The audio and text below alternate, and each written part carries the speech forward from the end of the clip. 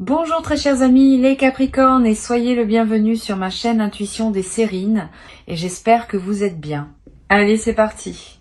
Il existe deux relations très différentes au travail dans une vie humaine. La première est une relation de nécessité, où l'on travaille parce qu'on doit travailler, parce que les contraintes matérielles ne laissent pas le choix. La deuxième est une relation de choix, où l'on s'engage dans une activité parce qu'on l'aime véritablement, parce qu'elle correspond à ce que l'on est, parce qu'on aurait choisi de la faire même si rien ne nous y obligeait. La grande majorité des personnes vivent dans la première relation, en rêvant parfois de la seconde sans savoir comment y accéder. Ce qui s'apprête à se manifester pour toi appartient précisément à ce passage de la première à la seconde, et c'est ce passage qui constitue la vraie libération que le titre évoque. Je veux clarifier dès le départ une chose importante. Le titre suggère que tu ne travailleras peu, être plus jamais, mais ce n'est pas exactement ce qui se prépare. Ce qui se prépare est plus subtil et plus précieux. Ce n'est pas la fin du travail, c'est la fin de l'obligation de travailler comme tu le faisais. C'est la possibilité, pour la première fois être de te poser cette question simple mais transformatrice. Si je n'avais plus à travailler par nécessité, qu'est-ce que je voudrais faire vraiment de mes journées? Cette question, qui paraît modeste, est en réalité l'une des plus puissantes qu'on puisse se poser, parce qu'elle révèle qui on est au-delà des contraintes qui nous ont façonnés. Avant d'entrer dans le détail de ce qui se prépare, je veux poser une distinction qui va éclairer toute la suite. Le travail comme nécessité épuise. Le travail comme choix nourrit. C'est pas la quantité d'efforts qui fait la différence. On peut travailler beaucoup tout en se sentant libre parce qu'on aime ce qu'on fait. On peut travailler peu tout en se sentant épuisé parce que le peu qu'on fait n'a pas de sens pour soi. La transformation qui s'apprête à se vivre pour toi concerne moins la quantité d'activité que sa qualité. Tu vas continuer à être actif, mais d'une manière complètement différente. Ou tu vas réduire significativement ton activité parce que tu n'auras plus besoin de la maintenir au même niveau pour des raisons matérielles. Quel que soit le scénario précis qui se déploie, la transformation est la même. Ta relation au travail va changer en profondeur. Je voudrais te parler du mécanisme par lequel cette transformation va se produire. Il y a plusieurs voies possibles et la voie qui s'applique à toi va se révéler progressivement. Cela peut être un changement matériel concret qui modifie tes besoins financiers. Cela peut être une opportunité qui te permet de basculer vers une activité qui te correspond vraiment. Cela peut être une compréhension intérieure qui te fait réaliser que ce que tu pensais être nécessaire ne l'était pas vraiment et qui libère ton choix. Cela peut être une combinaison de plusieurs de ces voies. Reste donc ouvert à toutes les formes possibles. Ce qui est certain, c'est que la transformation va se produire. La forme exacte qu'elle prendra se révélera dans les semaines à venir. Ici, sur Intuition des Sirènes, je veux te transmettre une compréhension qui peut t'aider à reconnaître ce qui se prépare. Les transformations de la relation au travail s'annoncent souvent par une sensation particulière qui apparaît dans les semaines qui précèdent. Cette sensation, c'est une fatigue nouvelle de ce que tu faisais avant, mêlée à un appel inexpliqué vers autre chose. Pas une fatigue ordinaire qui passerait avec un peu de repos. Une fatigue plus profonde qui dit que ton système global a fini avec une certaine manière de fonctionner. Si tu ressens cela ces derniers temps, ne t'inquiète pas. Ce n'est pas un symptôme à traiter. C'est un signal qui dit que le moment du changement approche.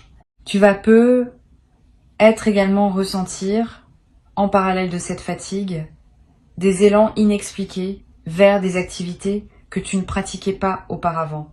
Une envie d'écrire qui surgit, une attraction pour un domaine que tu connaissais à peine, une curiosité pour des compétences que tu n'avais pas l'habitude de cultiver. Ces élans ne sont pas des caprices. Ils sont les premiers signaux d'une réorientation qui se prépare en profondeur. Suis-les sans les forcer. Ils te conduisent vers ce qui te correspondra dans la nouvelle phase qui s'ouvre. Je veux te parler de la qualité spécifique de la liberté qui s'apprête à se manifester. Cette liberté n'est pas l'absence d'engagement. Elle est au contraire la possibilité d'un engagement plus profond, parce que choisi. Beaucoup de personnes confondent la liberté avec la possibilité de ne rien faire. Ce n'est pas cela. La vraie liberté, c'est de pouvoir s'engager pleinement dans ce qu'on a vraiment choisi, sans plus avoir à s'engager dans ce qu'on n'a pas choisi. Cette nuance est essentielle. La transformation qui s'approche ne va pas te livrer à une vacance permanente. Elle va te permettre d'investir ton énergie dans ce qui correspond réellement à qui tu es et qui produira des résultats infiniment plus riches que les résultats produits sous contrainte. Tu vas ressentir dans la phase de transition une certaine désorientation. Pendant des années, ta vie était structurée par les obligations du travail. Tes journées étaient organisées autour de lui. Ton identité était partiellement définie par lui. Quand cette structure se modifie, il faut un certain temps pour reconfigurer.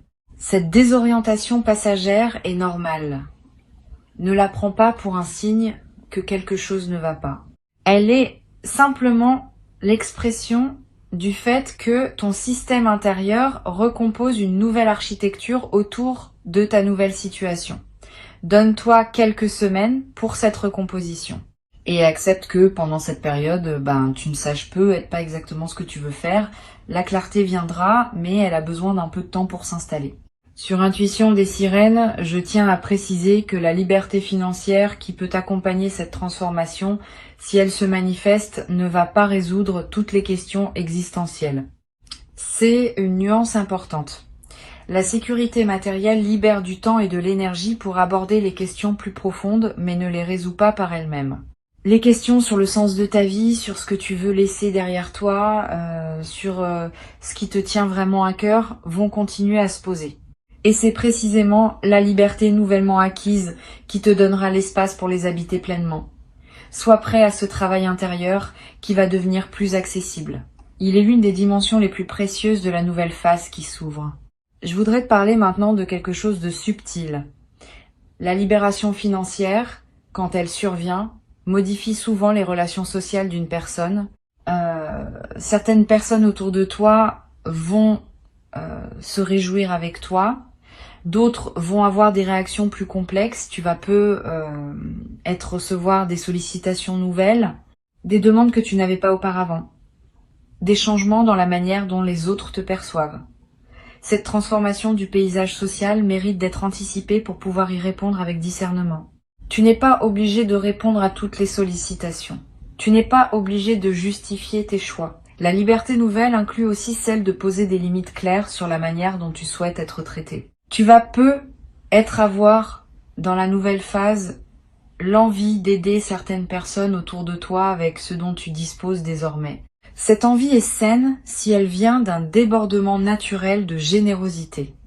Elle est moins saine si elle vient d'une obligation morale ou d'une culpabilité face à ta nouvelle situation. Distingue ces deux origines. Aider depuis le débordement enrichit toutes les parties impliquées. Aider depuis la culpabilité épuise ton énergie sans vraiment servir l'autre. Permets-toi de garder, au moins dans les premiers temps, l'essentiel de ta nouvelle abondance pour toi-même. Tu pourras, plus tard, dans la sérénité, choisir consciemment ce que tu veux partager et avec qui. Cette progression naturelle vaut mieux qu'une distribution impulsive faite dans l'enthousiasme initial. Je veux te parler d'une dimension importante. La transformation qui s'apprête à se vivre va te confronter à une question que beaucoup de personnes évitent toute leur vie. Qui suis-je vraiment indépendamment de ce que je fais? Quand on est très occupé par un travail prenant, on peut se définir par ce travail. Quand le travail change ou s'allège, cette définition s'effrite et on doit retrouver une autre manière de se reconnaître. Cette quête de soi est l'une des aventures les plus précieuses qu'une vie humaine puisse offrir. Tu vas y être invité par la nouvelle phase qui s'ouvre. Permets-toi cette quête. Elle peut prendre du temps. Elle peut comporter des moments d'incertitude. Mais elle débouche, quand on la mène avec sincérité, sur une connaissance de soi profondément libératrice. Tu vas être également découvrir, à travers cette transition, des passions que tu avais oubliées. Pendant les phases où le travail occupait l'essentiel de ton énergie, certaines parties de toi se sont mises en sommeil, des envies de créer, des goûts pour certaines activités. Des sensibilités à certains sujets, toutes ces dimensions endormies vont commencer à se réveiller maintenant que l'espace existe pour elles. Tu vas être te surprendre à te passionner pour quelque chose que tu avais aimé dans ta jeunesse mais que tu avais abandonné. Cette redécouverte est l'un des cadeaux les plus joyeux des transformations, comme celle qui s'approche. Sur Intuition des sirènes, j'aime souligner que la liberté qui s'ouvre n'est pas seulement un cadeau pour toi, elle peut aussi devenir un cadeau pour les autres. Une personne qui a trouvé sa juste place dans sa vie devient une présence différente pour son entourage, plus disponible, plus attentive, plus capable de soutenir véritablement les personnes qui ont besoin de soutien. Tu vas être découvrir dans cette nouvelle phase que tu peux jouer un rôle pour des proches que tu ne pouvais pas pleinement jouer auparavant parce que ton temps et ton énergie étaient absorbés par d'autres choses. Cette nouvelle qualité de présence offerte aux autres est l'une des dimensions les plus enrichissantes de la libération. Tu vas être également remarqué à mesure que la transformation se déploie, que ton corps répond positivement.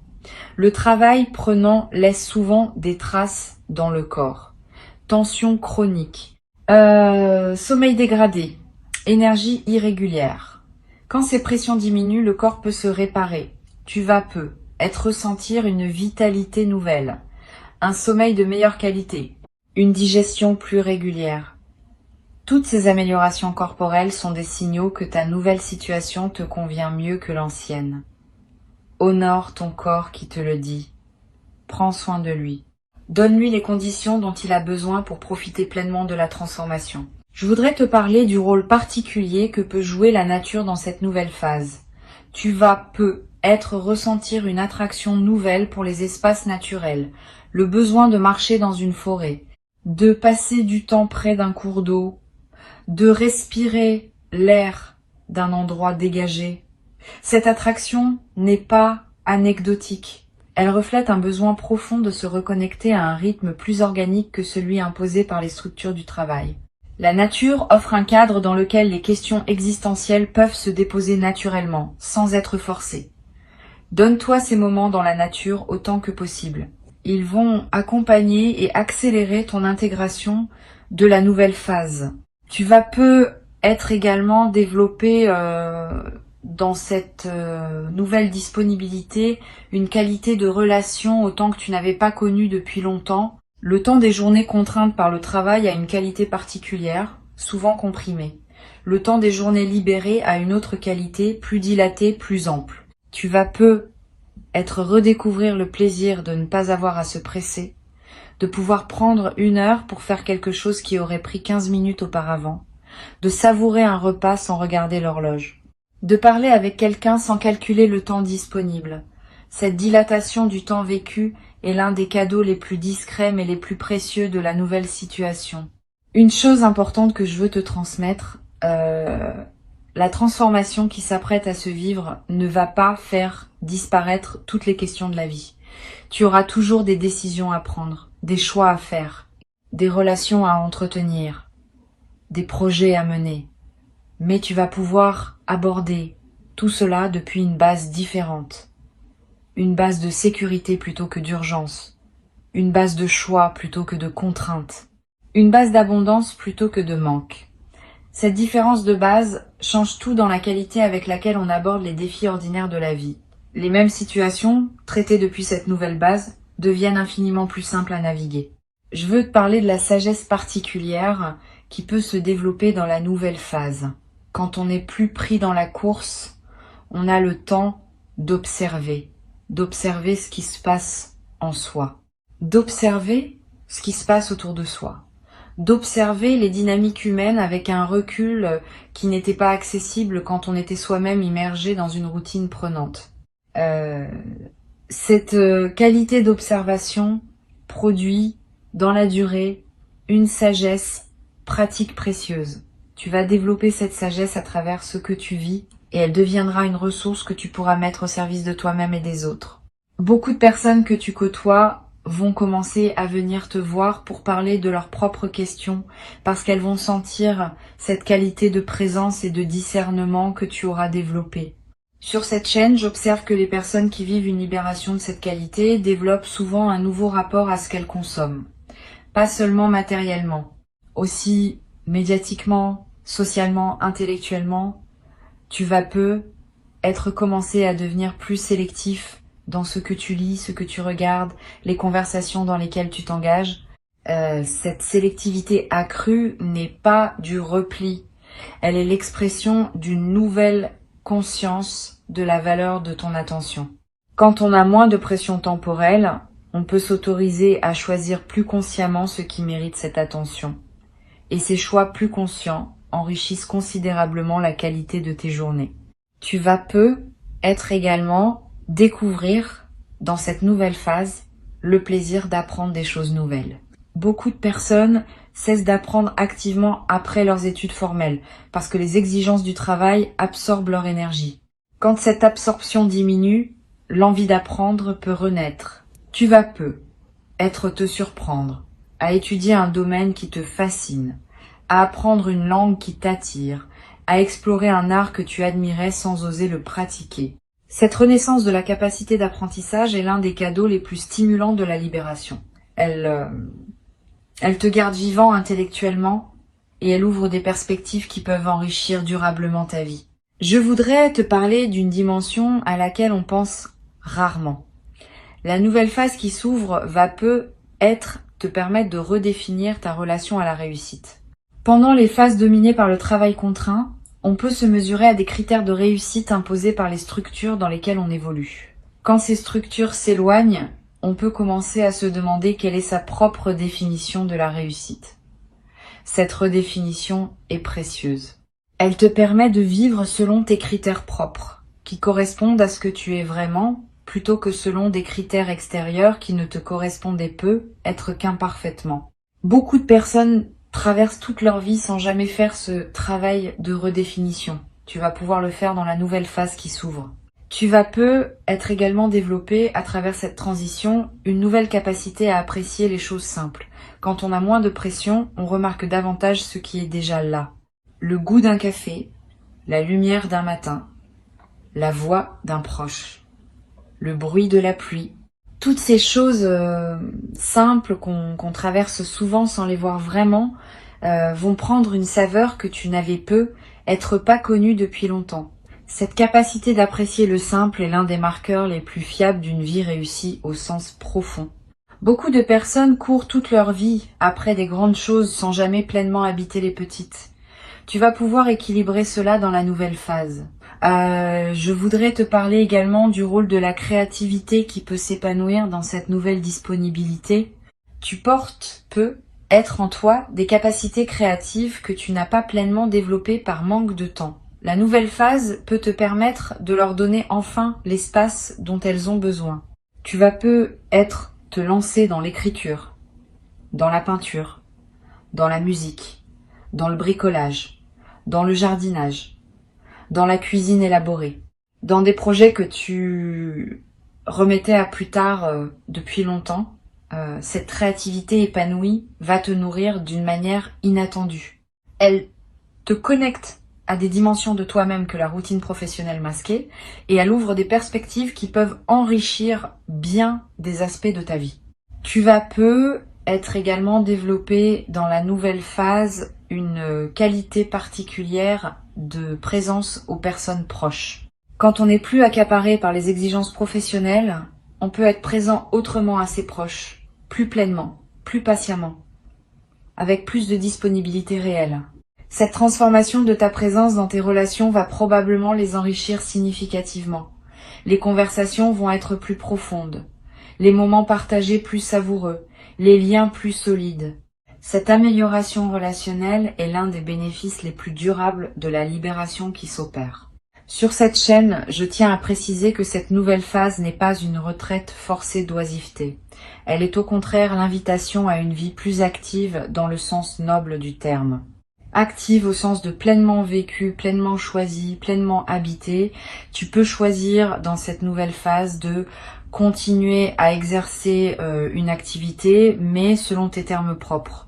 Tu peux choisir de réduire ton activité significativement et d'investir le temps libéré dans des projets personnels. Tu peux choisir de te consacrer à des causes qui te tiennent à cœur. Toutes ces options restent ouvertes. Ce qui change, c'est que ce sont désormais tes choix, pas tes obligations. Je voudrais te parler du temps qu'il faut prévoir pour intégrer pleinement la transformation. Les premières semaines après le basculement principal vont être marquées par une certaine euphorie mêlée à des questionnements. Les semaines suivantes vont voir une stabilisation progressive où tu commences à habiter ta nouvelle réalité. Les mois qui suivent vont permettre une exploration plus approfondie des possibilités qui s'ouvrent. Et c'est généralement après une année environ que la nouvelle vie prend pleinement sa forme stable. Sois patient avec ce processus. Ne précipite pas l'installation dans des routines nouvelles trop tôt. Laisse-toi le temps d'explorer avant de fixer. Pour conclure cette transmission, je veux te dire que ce qui s'apprête à se manifester pour toi représente une véritable bascule de vie, pas seulement un changement de circonstances. Une transformation de la qualité avec laquelle tu habites ta propre existence. Avant de te quitter pleinement, je voudrais te transmettre encore plusieurs perspectives qui peuvent enrichir ta préparation à cette nouvelle phase.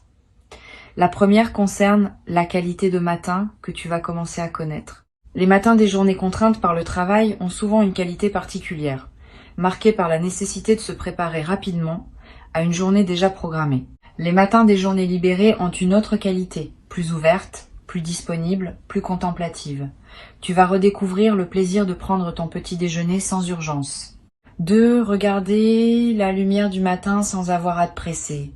De commencer la journée par une activité que tu choisis vraiment. Cette qualité de matin retrouvée est l'une des transformations les plus simples mais les plus joyeuses de la nouvelle phase. Une deuxième perspective importante. Tu vas peut-être ressentir dans les premières semaines une certaine étrangeté face à l'absence de pression habituelle. Cette étrangeté n'est pas un signe que quelque chose ne va pas. Elle reflète simplement le fait que ton système nerveux, habitué à fonctionner sous une certaine tension, doit s'ajuster à une nouvelle norme. Ne te précipite pas pour réintroduire de la pression artificielle dans tes journées. Permets à ton système de découvrir comment fonctionner sans cette tension. Au début, cela peut être déroutant. Avec le temps, cela devient naturel et même délicieux. Donne-toi quelques semaines pour cette adaptation. Tu vas peut-être également découvrir, dans cette nouvelle disponibilité, le plaisir de la lenteur choisie. Pas la lenteur subie qui frustre, la lenteur choisie qui savoure. Pouvoir lire un livre lentement, en s'arrêtant quand un passage le mérite. Pouvoir préparer un repas en prenant le temps. Pouvoir avoir une conversation sans regarder l'horloge. Toutes ces lenteurs choisies vont enrichir tes journées d'une manière que la rapidité contrainte ne pouvait pas permettre. Cette redécouverte du plaisir de la lenteur est l'un des cadeaux les plus subtils mais les plus profonds de la libération qui s'opère. Je voudrais te parler aussi du rôle que peut jouer le voyage dans cette nouvelle phase. Avec moins de contraintes professionnelles, tu vas peut-être pouvoir te permettre de voyager différemment. Pas nécessairement plus loin ou plus cher, mais avec une qualité différente. Pouvoir partir plus longtemps quand tu pars, pouvoir explorer un endroit sans calculer ton retour, pouvoir prolonger un séjour parce qu'il te plaît particulièrement. Ces nouvelles possibilités de voyage vont enrichir tes expériences. Et même si tu choisis de voyager peu, le simple fait de savoir que tu peux le faire si tu le veux est en soi libérateur. Tu vas être également remarqué une transformation dans la qualité de ta lecture, si tu lis. Quand on lit dans les interstices d'une vie chargée, on lit souvent superficiellement, en cherchant les informations utiles plus que la profondeur. Quand on lit dans une vie qui dispose de temps, on peut lire vraiment, s'attarder sur les passages qui résonnent, réfléchir aux idées rencontrées. Laisser un livre déposer ses effets pendant plusieurs jours avant de passer au suivant. Cette qualité de lecture approfondie est l'un des plaisirs intellectuels les plus nourrissants qui soient. Tu vas peut-être la redécouvrir dans la nouvelle phase et tu vas constater à quel point elle peut transformer ta pensée et ta sensibilité. Une dimension importante à laquelle tu peux être attentif concerne ton rapport à ton corps dans cette nouvelle phase. Avec plus de temps disponible, tu vas peut-être pouvoir prendre soin de ton corps autrement. bouger plus régulièrement, te nourrir avec plus d'attention, dormir selon tes besoins réels, pratiquer des activités physiques qui te font plaisir. Tous ces soins corporels qui demandaient des arbitrages difficiles dans une vie chargée deviennent accessibles. Et le bénéfice est considérable. Un corps mieux soigné fonctionne mieux, et ce meilleur fonctionnement enrichit tous les autres aspects de ta vie. Tu vas également être développé dans cette nouvelle phase une relation différente à la solitude. Avec moins d'obligations sociales contraintes par le travail, tu vas avoir plus de moments de solitude.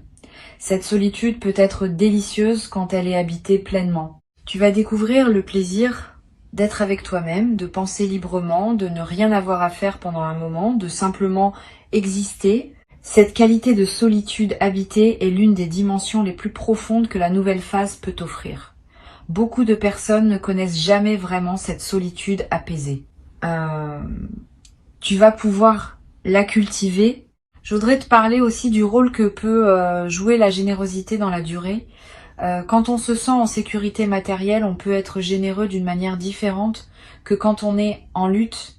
Cette générosité ne se mesure pas seulement en argent donné. Elle se manifeste dans le temps offert aux autres, dans l'attention donnée, dans l'écoute proposée, dans les coups de main qui demandent du temps que tu n'avais pas auparavant. Cette générosité élargie va te rapprocher de personnes qui apprécieront ta nouvelle disponibilité. Et elle va enrichir ta propre vie d'un sentiment de contribution qui dépasse la simple satisfaction personnelle. Tu vas être également ressentir l'envie, à un moment, de t'engager dans une cause qui te tient à cœur, une association, un projet collectif, un effort de transmission auprès de personnes plus jeunes. Cet engagement bénévole, fait depuis une position de liberté financière, peut devenir l'une des dimensions les plus satisfaisantes de la nouvelle phase. Tu donnes ce que tu as à offrir, sans avoir besoin de rétribution, ce qui change la qualité de ton engagement. Tu n'es pas dans une relation d'employé, tu es dans une relation de contributeur, et cette différence transforme tout dans la qualité de ce que tu peux offrir. Je voudrais ajouter une perspective sur le rôle que peut jouer la transmission dans la nouvelle phase. Avec l'expérience accumulée à travers les années de travail contraint, tu portes des compétences, des connaissances, des sagesses qui peuvent être transmises.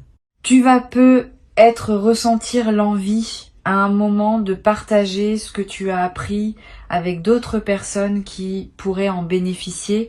Cette transmission peut prendre des formes diverses. Un mentorat informel, l'écriture de tes réflexions, des conversations approfondies avec des personnes plus jeunes. Toutes ces formes de transmission ajoutent du sens à ta vie quotidienne et elle assure que ce que tu as appris ne se perd pas avec toi. Une dimension à laquelle je veux te rendre attentif concerne la qualité de ton sommeil dans la nouvelle phase. Avec moins de stress, ton sommeil va probablement s'améliorer. Tu vas faire des rêves plus présents, plus narratifs, plus chargés de sens. Ces rêves enrichis sont l'une des manifestations de la libération qui se traduit jusque dans tes nuits. Note les rêves marquants si tu peux. Ils contiennent souvent des indications subtiles sur la manière dont ta psyché s'épanouit dans cette nouvelle disponibilité. Et certains de ces rêves peuvent devenir des sources d'inspiration pour des projets ou des décisions que tu poseras dans tes journées. Tu vas être également développé dans cette nouvelle phase un nouveau rapport à ce qu'on appelle l'ennui. Beaucoup de personnes craignent l'ennui qui pourrait surgir quand les obligations diminuent. Cette crainte est compréhensible mais souvent infondée. L'ennui apprivoisé, qui consiste simplement à être avec soi-même sans agitation, peut devenir l'une des expériences les plus créatives qui soient. C'est dans ces moments d'apparente vacuité que les idées les plus intéressantes émergent souvent. C'est dans ces moments de tranquillité non remplie que les intuitions les plus précieuses arrivent. Apprends à apprivoiser ces moments. Ne te précipite pas pour les remplir d'activités. Habite-les. Et tu vas découvrir qu'ils contiennent une fertilité que la vie surchargée ne pouvait pas révéler. Une autre perspective importante. Tu vas avoir dans la nouvelle phase l'envie d'organiser ton espace de vie différemment. de le rendre plus à l'image de qui tu deviens, de réorganiser certaines pièces, de te débarrasser de choses qui correspondaient à ta vie d'avant, d'introduire des éléments nouveaux qui te ressemblent davantage. Suis cette envie de réorganisation.